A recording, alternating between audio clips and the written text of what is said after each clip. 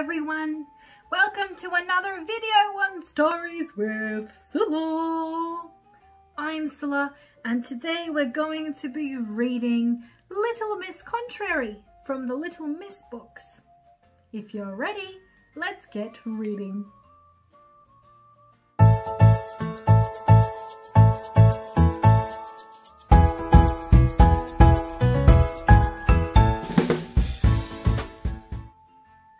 Hello again.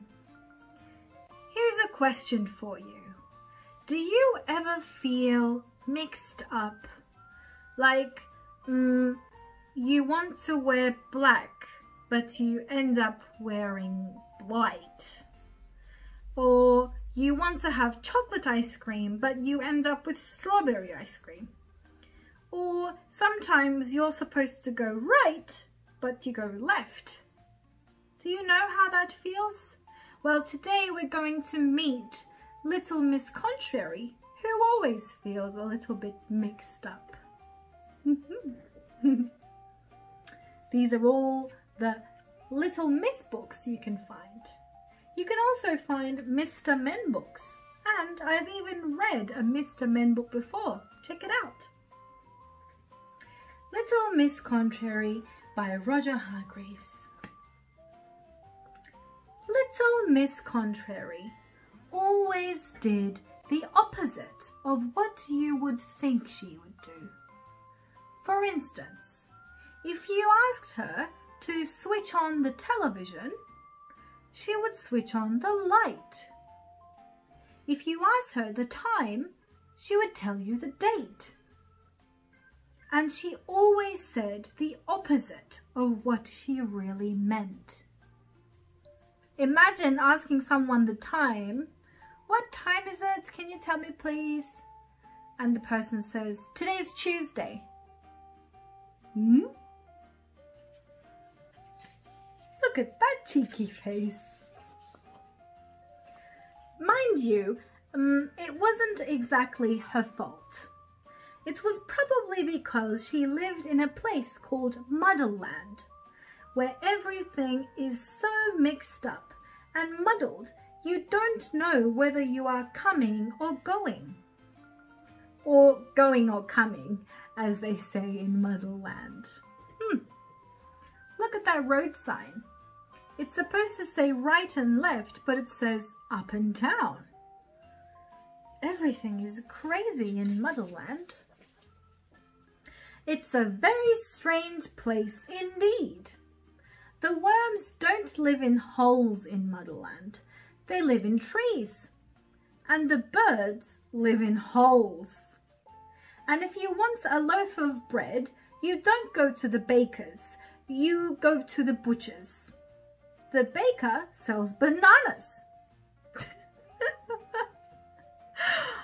Oh my God. How do people live in this place? It's so difficult to understand anything. Or maybe if you're born there, it might be normal for people from Muddleland, I guess. Wow.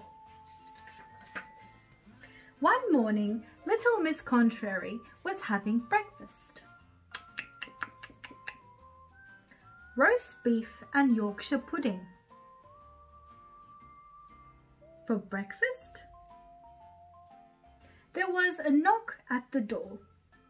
Little Miss Contrary didn't hear it at first because it was more of a tap than a knock. But she did hear it eventually and went to see who it was. Who do you think it is? She opened the door. "Hello," said a little voice. Little Miss Contrary looked down.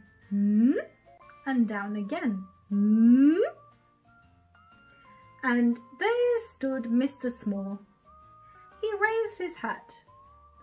"Hello," he said again. Or maybe he's probably said, "Hello." "Goodbye," smiled Little Miss Contrary. Mr. Small looked puzzled, as well he might. "I wonder if you can help me," he asked. Little Miss Contrary smiled. "Of course I can't," she said. Someone comes to your house and you say goodbye. Oh my God. Oh dear, said Mr. Small. You see, I'm lost. Well, she said, nice to meet you, Mr. Lost. No, no, said Mr. Small. I'm trying to find somebody called Little Miss Contrary. That's you, laughed Little Miss Contrary. I have a letter for her, said Mr. Small. Oh, bad, she said. I don't get any telephone calls. I think I'll go, said the confused Mr. Small. Goodbye. Hello, said Little Miss Contrary as she shut the door. Mr. Small went home, shaking his head. Oh my God. Oh, where am I?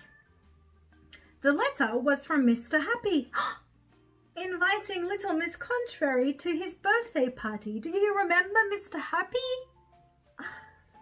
Mr. Happy had never met Little Miss Contrary, but he had heard about her and thought it would be nice to have her to his party.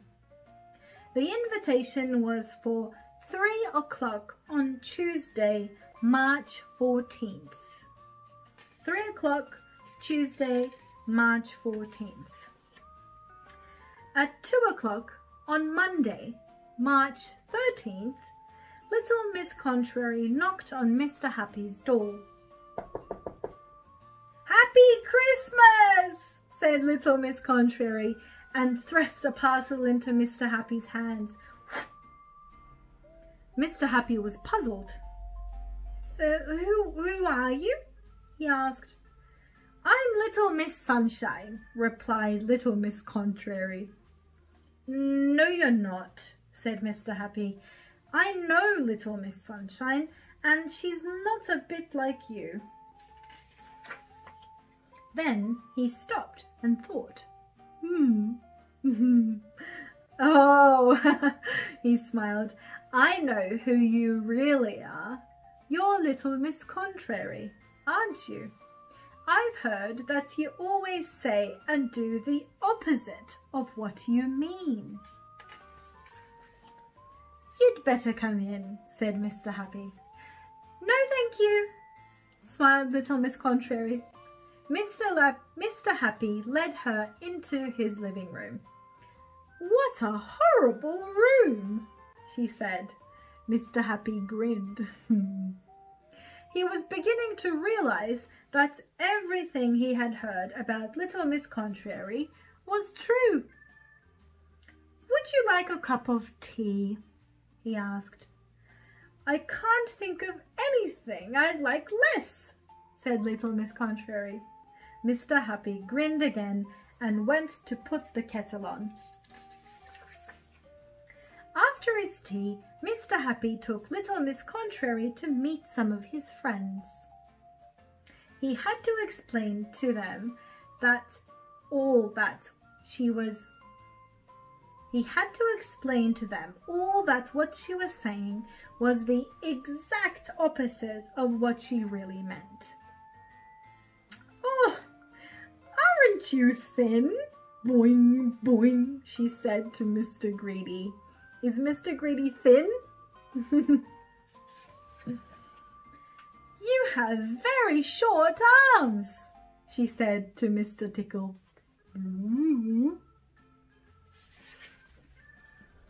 I like your beard, she said to Mr. Fussy.